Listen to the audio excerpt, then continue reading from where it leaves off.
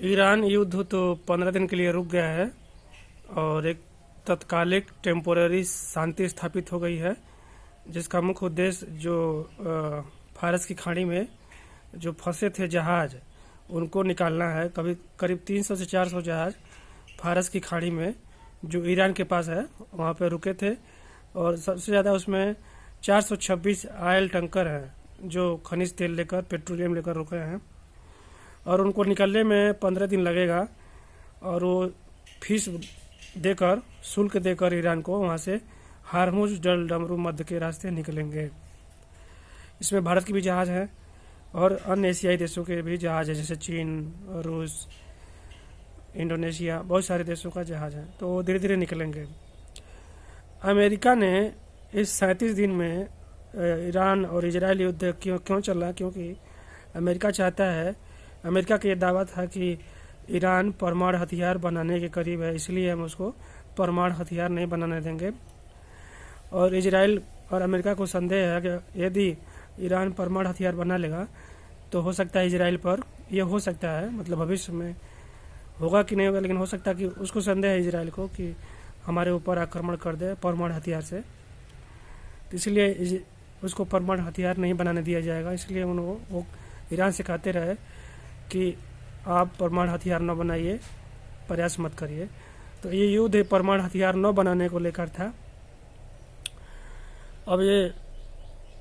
जो 10 सूत्रीय जो मांग थी ईरान की कि हमारे ऊपर जो प्रतिबंध लगाए गए हैं यूनाइटेड नेशन द्वारा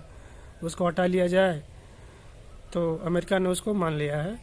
तब जाके ईरान ने हार्मुज जल डमरू मध्य को खोला है और कुल मिलाकर और 15 दिन के बाद धीरे धीरे, कुछ लोगों का मानना है कि शांति केवल 15 दिन के लिए क्यों हुई थी। 15 दिन के लिए जो जहाज़ 1 महीने से वहाँ फंसे हैं, बहुत सारे लोग उस पर रुके हुए हैं और इसी तरह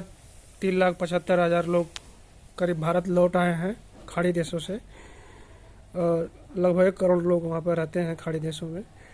तो डर के मारे लोग चले आए हैं और अब शांति स्थापित हो गई है, थोड़ा राहत मिला है क्योंकि पेट्रोलियम के दाम बढ़ सकते थे, एलपीजी का भी हो सकता था, लोग घबरा गए थे, मतलब चिंतित थे लोग। तो अब कुल मिला के अब वो चिंता दूर हो गई है और भारत हमेशा से कहता रहा है कि संवाद के जरिए कोई भी मानवता के लिए काम किया जाए, मनुष्य की भलाई के लिए। और भारत कह रहा है कि कोई देश आपस में शत्रुता न रखे, कोई भी समस्या है, कोई भी राजनीतिक मतलब बाधा है तो उसको बातचीत के जरिए भारत शुरू से ही कहता रहा है कि दूर किया जाए। इस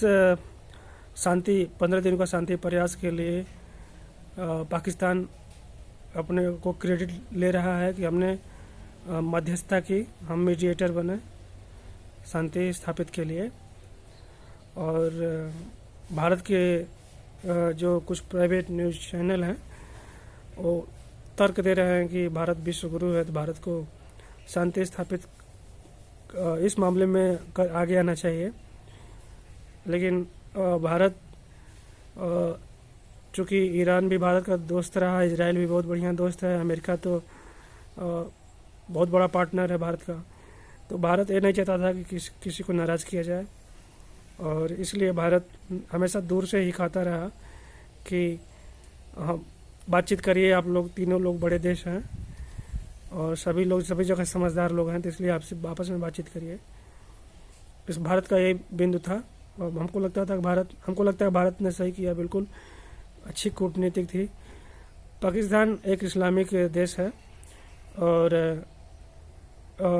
मीन्स वो ईरान के बहुत करीब है, तो और अमेरिका तो उसने कुछ देशों के नेताओं से को अपने यहाँ बुलाया और उसने दावा किया कि हमने मध्यस्थता की है, इसीलिए यह शांति स्थापित हुई है। तो यह शांति स्थापित